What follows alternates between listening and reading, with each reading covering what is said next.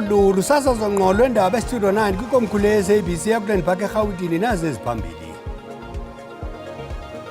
The minister confirmed that he knows this Mr. Brown Mokgotsi during a telephone conversation that he had, which was posted on X. Umkomishinala wamapolisa KwaZulu-Natal uNjengele Nhlanhla Mkhwanazi uthi amaqela olwaphulomthetho olucwangcisiweyo athe gabu kwinkqubo yezobulungisa yeli.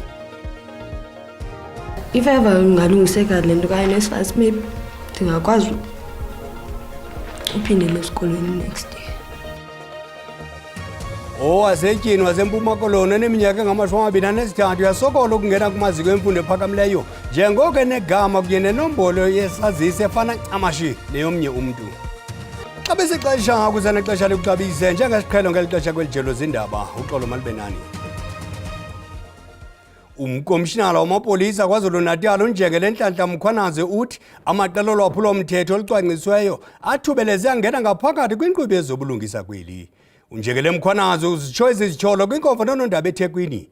Unjengele Mkhwanazi obengenantsimi yankosi ukwathe umphathi wamapolisa umnumzana Senzo Mchunu uqhogene nezaphuli-mthetho. Umkhwanazi uthi ijule kakhulu inkohlakalo ekumbutho wamaphoyisa aseNingizimu Afrika. Uthi simdidile isinqumo sikaMchunu sokuhlakaza ithimba elijutshwe ukuphenya ukubulawa kosopolitiki KwaZulu-Natal. Umkhwanazi uthi ngo-2024 wathola isicelo ophikweni oluphenya ubugebengu obuhleliwe eGauteng ukusiza ophenyweni lokuhlakaza ithimba lobugebengu elizinze kulesifundazwe kodwa elisebenza ezweni lonke.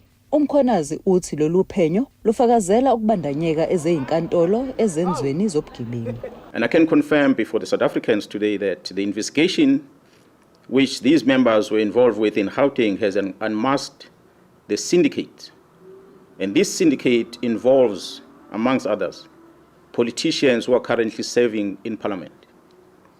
The law enforcement officers include the members of the South African Police Service, the Metro Police, and correctional services. They include prosecutors in Gauteng province, the judiciary, and all these are controlled by the drug cartel as well as business people in that province of Gauteng. Umkhwanazi uphinde wasola uMchunu ngokuqamba amanga eParliament.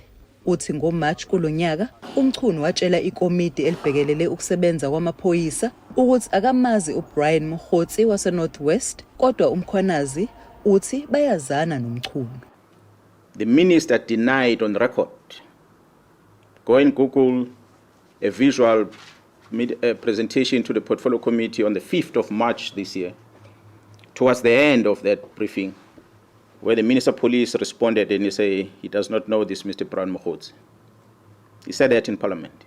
However, the Minister confirmed that he knows this Mr. Brown Mokgotsi during a telephone conversation that he had, which was posted on X under the a handler at Load Care. This was on the 30th of March. Umkhwanazi akazange aqinisekise ukuthi likhona yini itulo lokumxosha. Uthi akakhathazekile ngokuphepha kwakhe. The safety of South Africans is in jeopardy. At least Mkhwanazi still has a firearm. He still has a men and women that he works with. He can still somehow protect himself. There are men and women out there that are vulnerable. They've got no one to protect. Umkhwanazi uthi okwamanje abekho abakhuzi bezobunhloli KwaZulu-Natal. Uthi amaphoyisa azicabangela wona ukuthi awaqeda kanjani amaqembu ezigebengu. Ngingononhlakanipho Magwaza ezindabeni ze-SABC eThekwini. Men and women out there that are vulnerable, they've got no one to protect. So we can't be worried about our own safety. We must worry about the safety of the citizens. So ours is to go out there and lay our life to protect them. Ingcali kwezopolitiko zivakalise inxalabo ngezityholo ezivezwe ngumkomishinala wamapolisa KwaZulu-Natal uMkhwanazi ekhomba umne kwabasemagunyeni kwezopolitiko ngokuba nefuthe elibi nelichaphazela ukusebenza kakuhle kwengalo yomthetho kweli. National security issues are being frustrated allegedly by those higher up and acting with people that are acting in bad faith. Further than that, the idea that there's been delays in appointments which directly link to this attempt to, capture law enforcement agencies. If the president is not infuriated by this so as to act immediately, because there's a lot of prima facie, things that the general pointed to that warrant summary dismissal of the minister and people who are involved, allegedly, he would not be taking South Africans seriously. I-UDM ithi eliphulo kungabe kanti lilinge lokukhala kwabasemagunyeni ukuze bangenelele ukuzisa uncedo kwizikhalazo zolwaphulo-mthetho oluvezwe ngumkomishinala uMkhwanazi ngakwinkonzo yesipolisa. It could be a genuine attempt, a genuine call for how to say part of the problem, the reason why SAPS is ineffective in fighting crime, especially violent crime in the country, and especially when it comes to dealing with syndicates that use sophisticated means, that have criminal networks that even go into government, for instance, is that they would then need outside help, especially from government, to be able to deal with that. Kwindaba ze-SABC, Dingulisa Dumezweni. Amapolisa aphanda amatyala okubulala emva kweziganeko ezahlukeneyo zodubulo eKapa. Kulandela udubulo lwakutshanje apho kubulawa abantu abathathu emfuleni behlele etyotyombe kwindawo ebizwa iCovid City. Amapolisa agcwele indawo yonke ebanqada-nqada ngexa izehlo zodubula isininzi sabantu bendawonye zithande ukuqatsela kwaye zingalawuleki. Amapolisa athi alandela ekhondweni emveni kwezi zehlo. Sizamile ukuba sithumele amapolisa aphaya kwikhulu equka amapolisa esixeko nawo namanye ke amapolisa kwi-specialized units zethu ukuba abelapha kule ndawo i-Beacon Valley, Mitchells Plain, i-Tafester ne-Westridge izindawo ezobe zibanga bekho esehlo. Sake sihlale ke apha eMitchells Plain sityale amapolisa amaninzi, umkhosi wamapolisa. Ngokunjenana uluntu loyikisela ubomi balo lixhalabele ukhuseleko kananjalo. Mitchells Plain has had the Mitchells Plain Policing Precinct at an average of 15 murders per month for the first 3 months of this year. And subsequent, it went up. I don't have the latest stats, but we all know it went up. And those stats are very much of a concern to us because it does indicate that the body count is rising of casualties. We also received a call to say, let us call on the president for a commission of inquiry into gangsterism. And we are busy finalizing that submission. Ndingumlamli Maneli, wendaba ze-SABC, eKapa. Owasetyhini oneminyaka engama-23 sokola ukungena kwiziko lemfundo ephakamileyo kuba inombolo yesazisi sakhe ifana neyomnye umntu. Ukamva Gcolotela uthi wafaka isicelo kwiYunivesithi iWalter Sisulu ngo-2022 waza wamkelwa kodwa mntumbi uye wafunda apho kusithiwa uzenza yena. Ukamva Gcolotela uye wakwazi ukulungisa umba wesazisi wafumana esitsha. Uthi ke uye wazama ukulungisa le ngxaki nedyunivesithi kodwa emva kwenzame ushiyeke enetyala le-80,000 lika-NSFAS. Sayisabizwa eCollege Street kuba kwacaba ke bayothuka into basibe ngokamva bayi-2 and we're sharing same ID number. Sabizwe eCollege Street. Xa sibizwe eCollege Street sabe sibuzwa nge-background ekwi-student portal. And only to find out yonke i-background ibelonga kum. Ndifunde ezamkulungisa ufunde kwanobuhle. Inantuka i-high school livings yasezamkulungisa iyo kwanobuhle.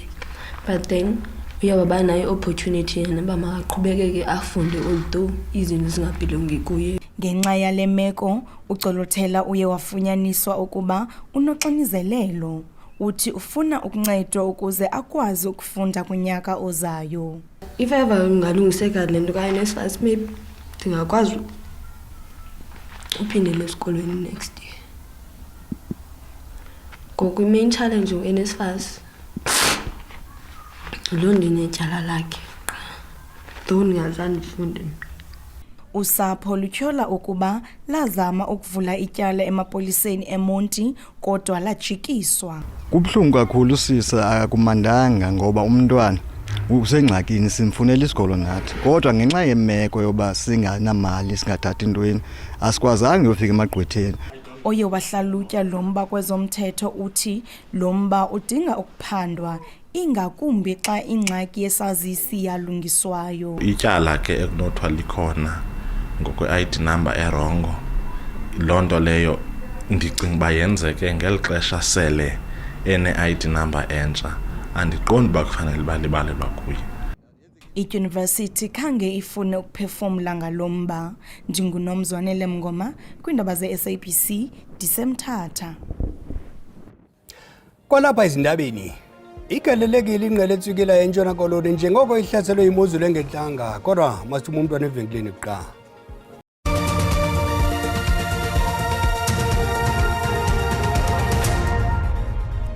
Sinamkela kwakhona sikwabulisa nakwabasana ukungena. Ungazibukela izindaba ku-SABC Plus okanye ukuphela kwazo ukazifumana kwikhasi le-YouTube ngokuthi SABC Indaba zesiXhosa. Masihlabele mgama.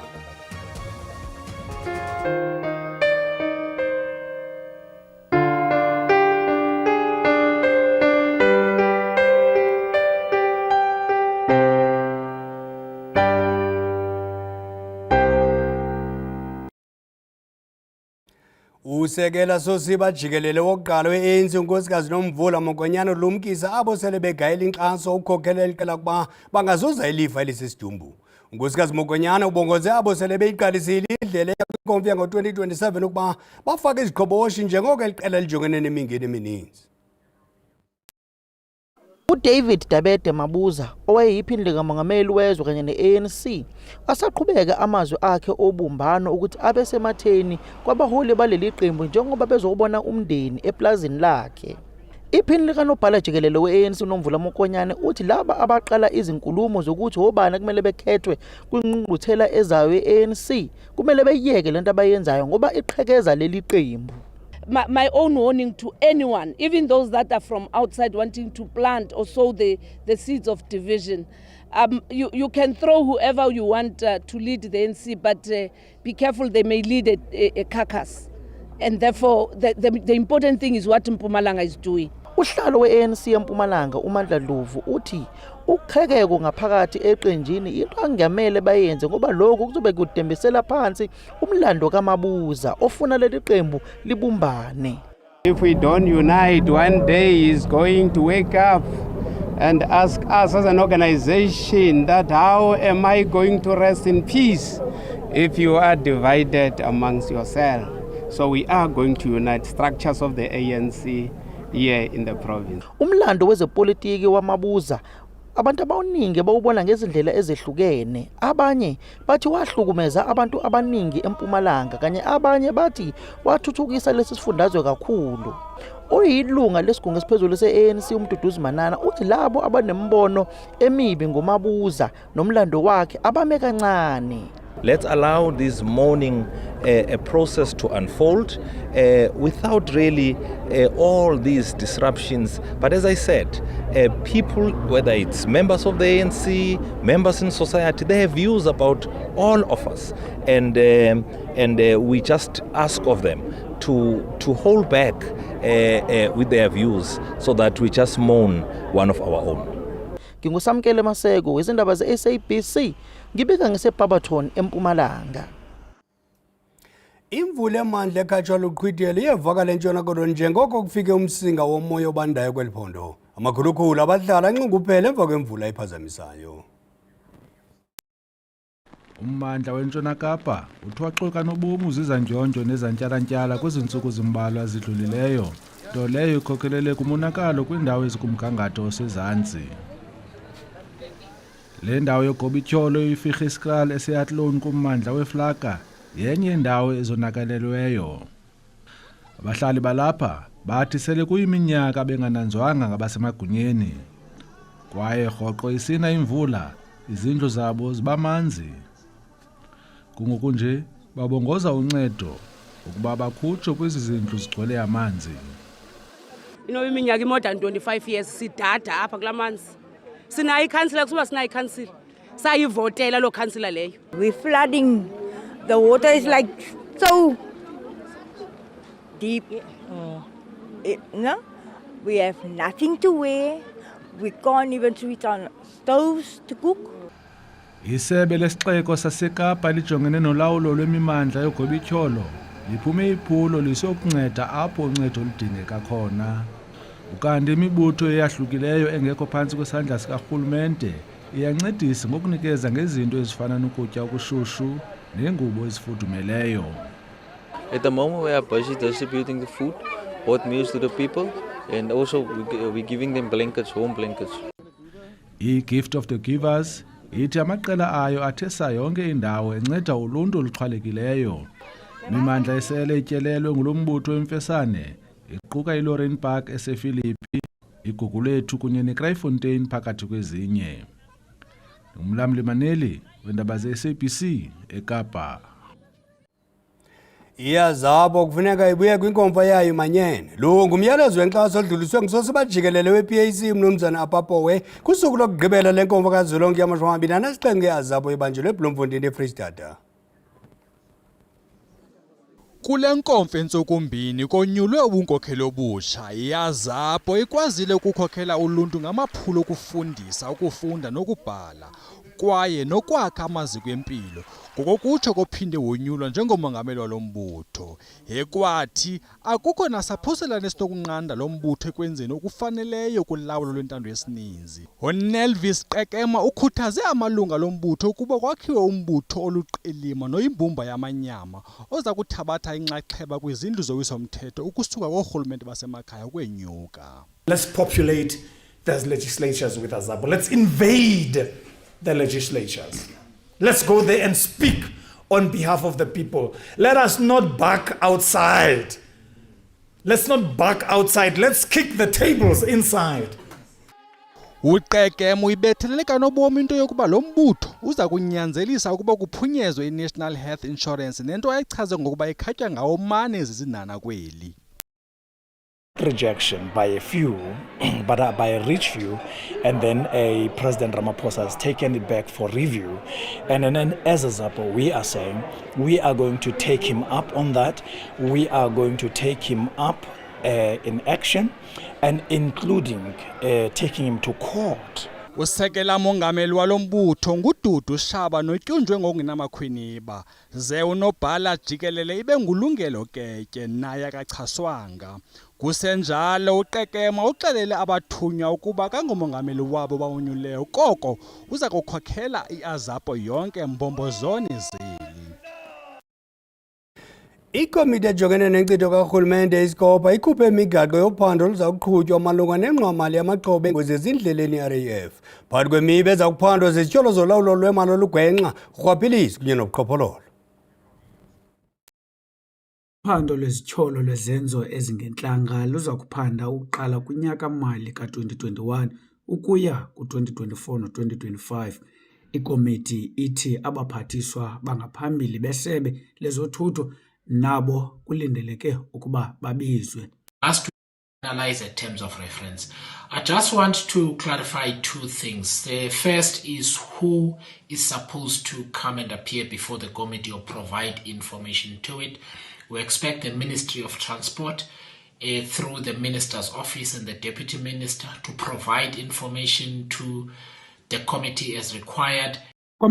Nqina lindelekileyo ukuba anike ulwazi kuquka amalungu akhoyo webhodi nalawo asele ashiya, okuquka nabaphathi abaphezulu nabasebenzi abachaphazelekayo malunga nemigaqo yoluphando.